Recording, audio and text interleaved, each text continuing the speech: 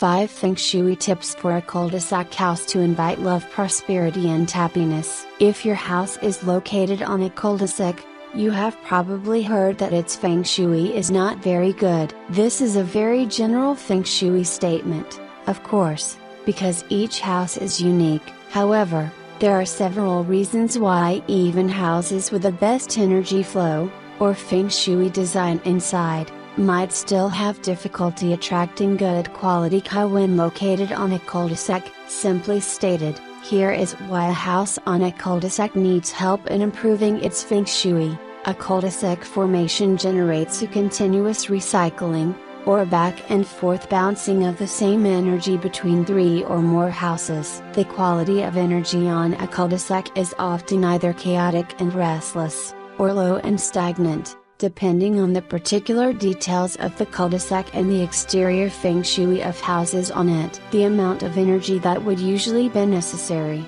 or needed, for one house, now has to be divided in between several houses. Another way to say it is that houses on a cul-de-sac are struggling for more Chi, or Feng Shui energy. Even though there are no perfect solutions, there are still some good Feng Shui steps you can take to improve the energy of a cul-de-sac house. Let's look at 5 most effective tips. 1. Smart Feng Shui landscaping is always recommended in order to attract, as well as keep, a better quality energy. For example, a house with a good, strong backing will always gather and keep more energy than a house with no backing at all. A row of tall evergreens at the back of the house can be a simple solution. The same Feng Shui landscaping idea applies to the front of the house, but in a different application. If you do your best in creating a curved, vibrant pathway to the front door with a combination of lush greens and beautiful rocks,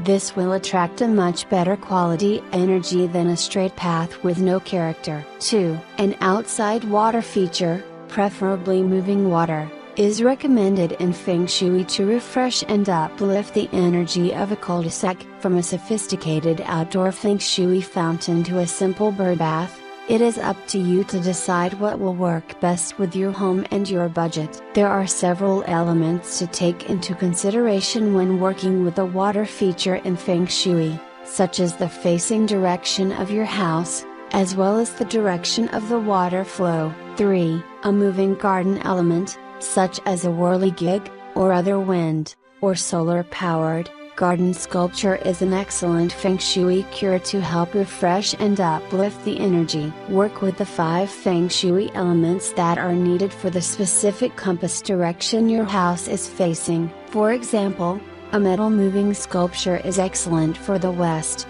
northwest, and north bagua areas, while usually better avoided in the east, southeast and southwest Feng Shui directions. 4. The main door of a house in a cul-de-sac needs both protection and strengthening. You can always strengthen your front door with the right Feng Shui door color. For example, if you have a south-facing front door, you could definitely go for a vibrant red color, which creates auspicious energy. Of course, this works best in addition to creating a lot of energetic padding between the main door and the street by using smart landscaping tricks. 5. A small round Feng Shui garden or a water feature in the center of your cul-de-sac will create a much better energy. See if your neighbors would agree to contribute to creating a nice little center island with beautiful greenery or a water feature in your cul-de-sac. This will considerably help with creating better quality energy for all houses on the cul-de-sac. As with any general Feng Shui recommendations, it is good to keep in mind that each house is unique.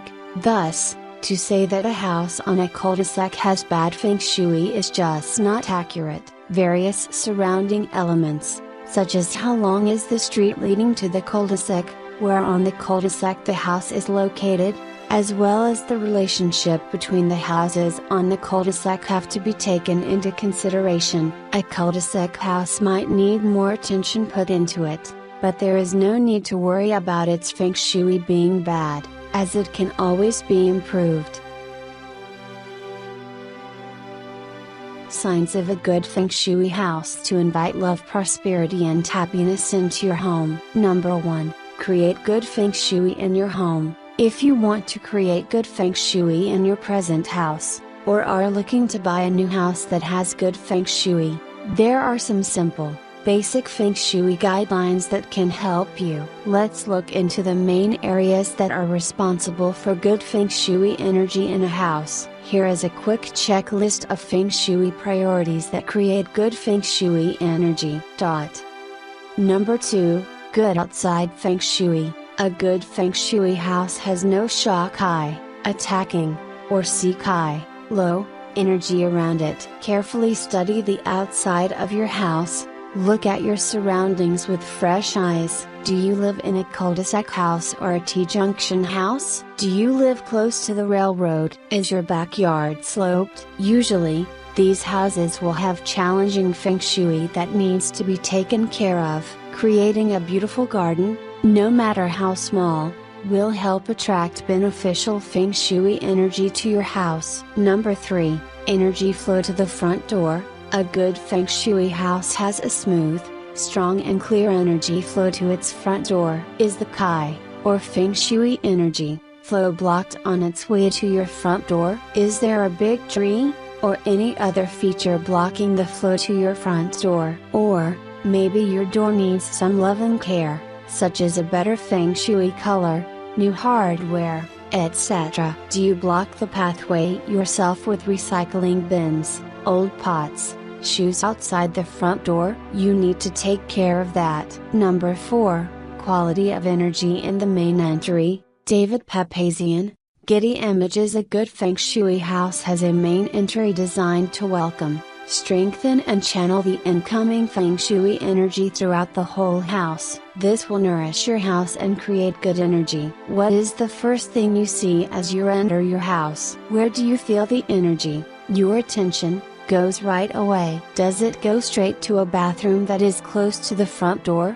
or is it pushed right back by a mirror facing the front door? Do you have a staircase facing the front door? Or, maybe your front door is aligned to the back door so that most of the good energy that enters the house easily escapes? For good Feng Shui, the energy has to be attracted into the house and channeled through all rooms, especially the kitchen and the bedroom. Number 5. Strong Feng Shui Trinity. A good Feng Shui house has good Feng Shui anchored in its main energy centers, the bedroom, the kitchen and the bathroom. The quality of Feng Shui energy in your house mainly depends on the strength of Feng Shui energy in your bedroom, your kitchen and your bathroom. Be sure all 3 areas have a strong Feng Shui foundation and always be aware of the quality of energy in these 3 energy points of your home. There can be no good Feng Shui house without a good Feng Shui bedroom, a good Feng Shui kitchen and a good Feng Shui bathroom. Number 6.